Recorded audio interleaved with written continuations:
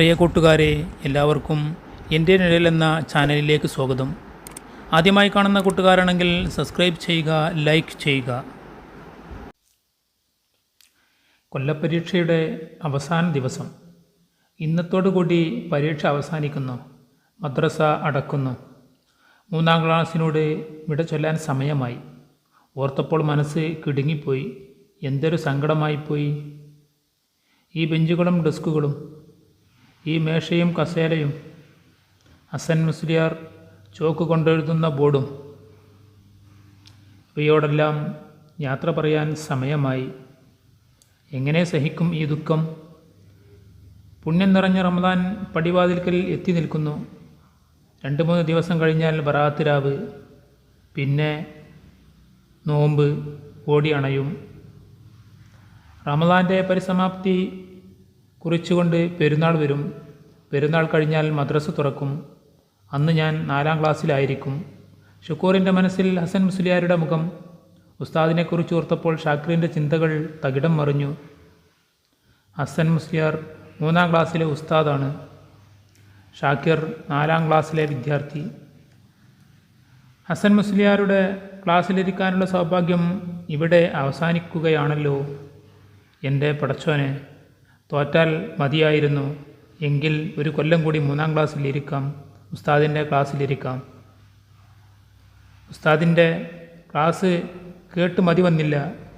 ഇനിയും കേൾക്കാൻ മോഹം. കുട്ടികളുടെയൊക്കെ എന്തൊരു സ്നേഹമാണ്.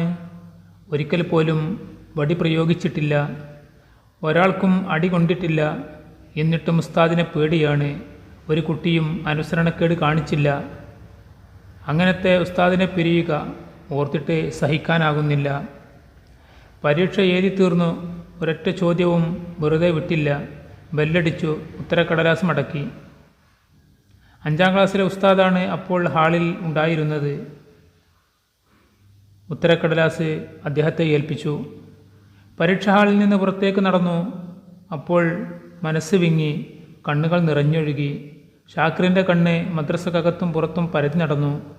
ഉസ്താദിനെ ഒരു നോക്ക് കണ്ടെങ്കിൽ. എവിടെയും കാണാനില്ല. മനസ്സിൽ ഉത്കണ്ഠ തളം കെട്ടി. ഓഫീസ് റൂമിൻ്റെ മുമ്പിൽ വന്നു നിന്നു. ജനലിലൂടെ അകത്തേക്ക് നോക്കി. സദർ ഉസ്താദ് ആരോടോ സംസാരിക്കുന്നു. 2 അപരിചിതർ. ഹസൻ മുസ്ലിയാരെ അവിടെയും കണ്ടില്ല. മെല്ലെ നടന്നു.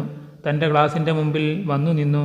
പ്രിയപ്പെട്ട 3ാം ക്ലാസ്, ഇനി ഇവിടേക്കില്ല. 3ാം ക്ലാസ്സിലെ അവസാനത്തെ ദിവസമാണ്. യാത്ര ചോദിക്കട്ടെ. കണ്ണുകൾ നിറഞ്ഞൊഴുകി. ആരും കാണാതെ തുടച്ചു കളഞ്ഞു. പരീക്ഷാ ഹാൾ വിജനമായി. കുട്ടികളെല്ലാം സ്ഥലം വിട്ടു.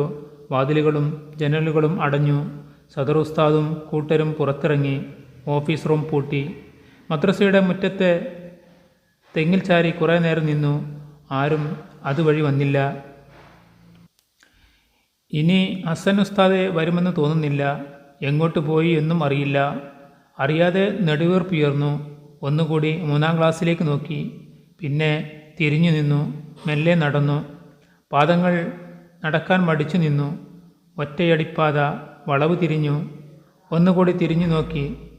മദ്രസയുടെ മേൽപ്പുര വ്യക്തമായി കാണാം. കണ്ണീർ തുടച്ചു. ഒറ്റ ഓട്ടം. വീട്ടിലെത്തി. കൊലായിലിരുന്നു. മനസ്സ് പിന്നെയും പതറുന്നു. പോക്കറ്റിൽ നിന്നും ചോദ്യക്കടലാസ് എടുത്ത് വായിക്കാൻ കഴിയുന്നില്ല.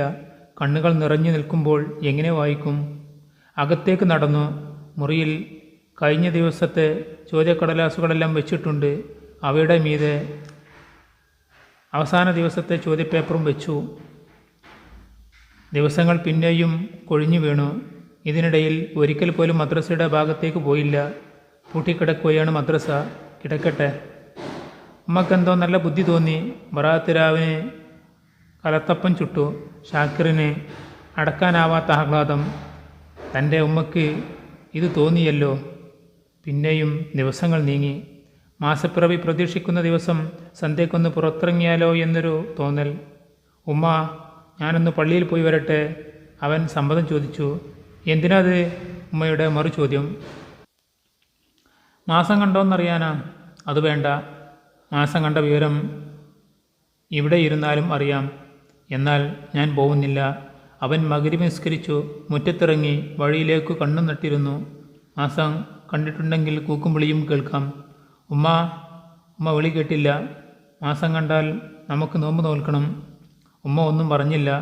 നോമ്പിനെപ്പറ്റി അല്ലാഹു പറഞ്ഞതെന്താണെന്നറിയാമോ? നോമ്പ് എനിക്കുള്ളതാണ്, ഞാനാണ് പ്രതിഫലം നൽകുന്നത്. ഉമ്മ, നമ്മൾ നോമ്പെടുക്കണം. നോമ്പ് മറ്റ് ഇബാദത്തുകളെ പോലെയല്ല. എല്ലാ ഇബാദത്തുകളും മറ്റുള്ളവർ കാണും. നോമ്പ് മറ്റുള്ളവർക്ക് കാണാൻ കഴിയാത്ത ഇബാദത്താണ്. അള്ളാഹുവിന് മാത്രമേ നോമ്പുണ്ടോ എന്നറിയാൻ കഴിയൂ. ഷാക്കിർ നോമ്പിനെക്കുറിച്ചു കുറേ നേരം സംസാരിച്ചു. ചില വാക്കുകൾ ഉമ്മയുടെ മനസ്സിൽ തട്ടി. നോമ്പ് അള്ളാഹുവിനുള്ളതാണ്, അവനാണ് അതിനു പ്രതിഫലം നൽകുക. ആ വാക്കുകൾ ഉമ്മയുടെ മനസ്സിൽ കിടന്നു കറങ്ങി. പെട്ടെന്ന് ഊക്കും വിളിയും. മാസം കണ്ടതായി അറിയിപ്പ്. ഷാക്കിർ ഉമ്മയുടെ മുഖത്തേക്ക് നോക്കി. ആ കണ്ണുകൾ തിളങ്ങുന്നു. ചുണ്ടുകളിൽ മന്ദഹാസം. ഷാക്കിറിന് സഹിക്കാനായില്ല. അവൻ ഉമ്മയെ കെട്ടിപ്പിടിച്ചു. ഉമ്മയുടെ ചുണ്ടുകൾ അവൻ്റെ കവിളുകളിൽ അമർന്നു. ഉമ്മയുടെ സ്നേഹചുംബനം. സന്തോഷം കണ്ട് ഷാക്കിർ പൊട്ടിക്കരഞ്ഞുപോയി.